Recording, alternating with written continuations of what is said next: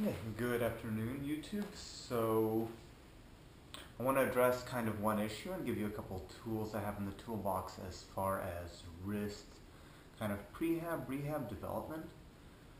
So, you may notice if you're practicing a lot of hand balancing that you have sore wrists.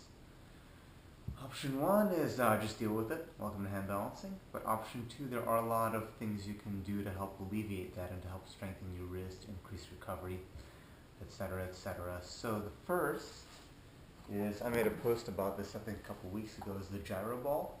You can get these wherever, sporting goods store, Amazon. This is the really simple variation. You can get metal ones, they have ones that light up. So really fancy ones if you want to spend a few more dollars. But generally they're not too expensive, they're like 20, 30 bucks. The theory here is you grab it and you spin it in a circle against resistance. So the faster you spin it, the more resistance there is. I will give you a quick demo.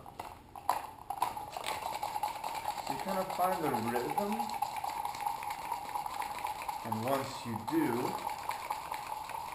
let's see if I can get it. So once you do, yeah, it's really simple. I'm moving it, and as I move it, it's constantly resisting me. So it's by no means the end-all, be-all of wrist and forearm and hand development, but it's a nice tool to have in the toolbox. It's great for getting blood to the wrist. It is very mindless once you figure out the rhythm. So you can just sit and watch TV, just hang out, play with the gyro ball, you can switch hands. But yeah, it's all about keeping the rhythm, and it's a good tool to have. I know when I was working one arm, I was doing huge amounts of volume. My wrists were constantly sore. And this is something I didn't discover until later, but it definitely helps. So it is something I can recommend. Moving onward, the second option I have is this guy, rice bucket. Got the idea originally from Shaolin, from that old school Shaolin Kung Fu documentary with the footage of Jet Li, where basically they had giant, I don't even want to say buckets, like giant tubs of rice and beans or whatever, dried of course, and they would just jam their hands in there. Well, from a hand balancing perspective, or even anyone that uses their hands, this is great for musicians, rock climbers, etc. And it's nothing new.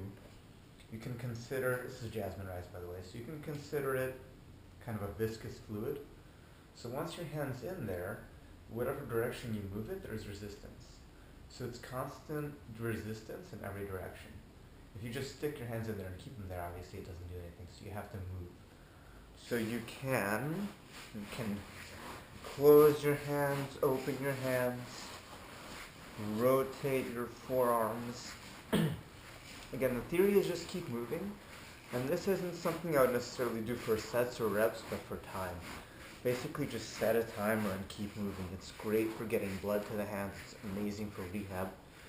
When I when I sprained my wrist a few years ago, this is like the main rehab I did. It was just incredibly helpful.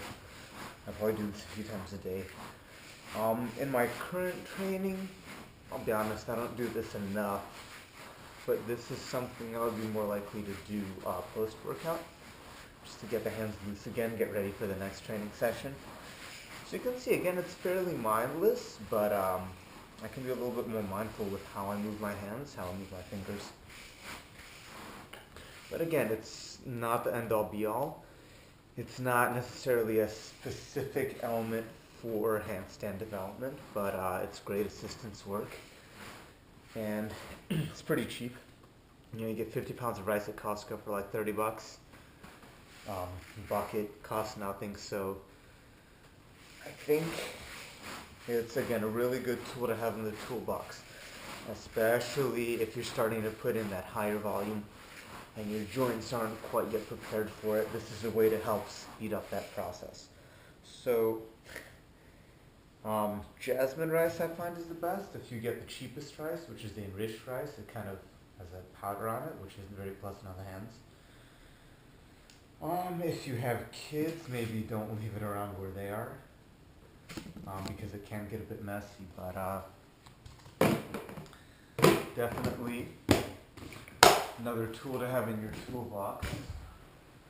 So I'm going to try to come out with more tips and just general training advice. If you guys have anything you want me to cover or post a video on, let me know. I can't make any guarantees. In addition to that, I will be in LA on Sunday, February 23rd, so if you guys are interested in learning how to stand on your hands, the whole process behind that and what that involves, check me out then. I'll be at the New Valley CrossFit. And then I'll be in Australia all of March, so I'm hitting up Sydney, Canberra, Melbourne, Brisbane, and then a couple days in Auckland, New Zealand. So check my website in the link description, and hopefully see you guys there. Sign up for my workshops. I'm out.